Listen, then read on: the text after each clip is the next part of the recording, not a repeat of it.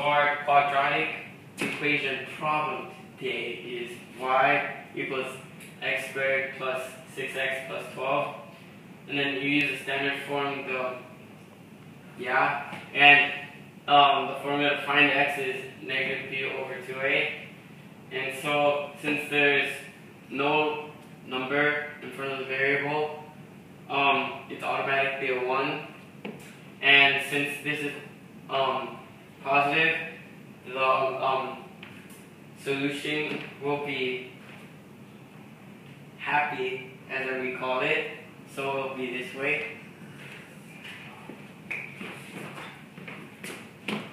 Happy. And if it was negative, it'd be sad, so it'd go this way.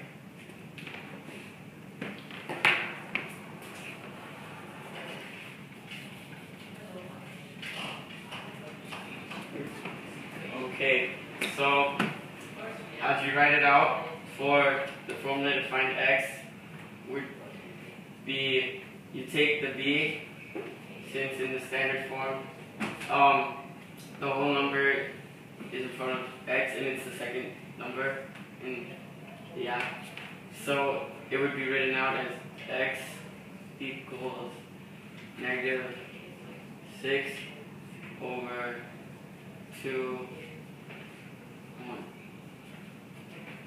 So I will hand it off to Sarah, who will show you how to do the rest. Okay, and I look over here, and 6 then becomes negative 6 over, and 2 times 1 is 2, so that becomes a 2. So finally, if we factor this out, it becomes a negative 3. And that negative 3 is the x value. So that lets you know where your line of symmetry on the graph is.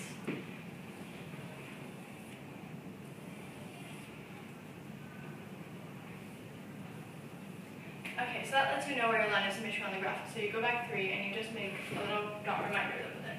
And then you can plug the x value back in to figure out what the y value is.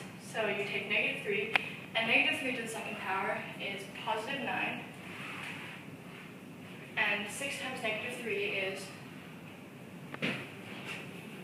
negative 18. And then you have plus 12. And once you add that up all together, the answer is y equals 3. So for your origin, you have the two numbers, negative 3 and 3, making this point on the graph. But you're still not done because you have to make the parabola. So what you do is you make a t-chart. X values over here, y values over there. And what you can do is, since you already know what the origin is, you can take the different points around it and plug them in for x to create different points. So say you had negative 2 for the x value. So you plug it back in, and negative 2 to the second power would be 4.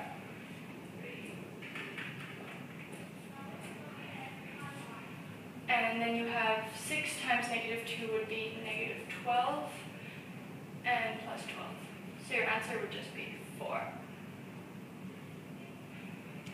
And you would go so on until you made a graph something like this.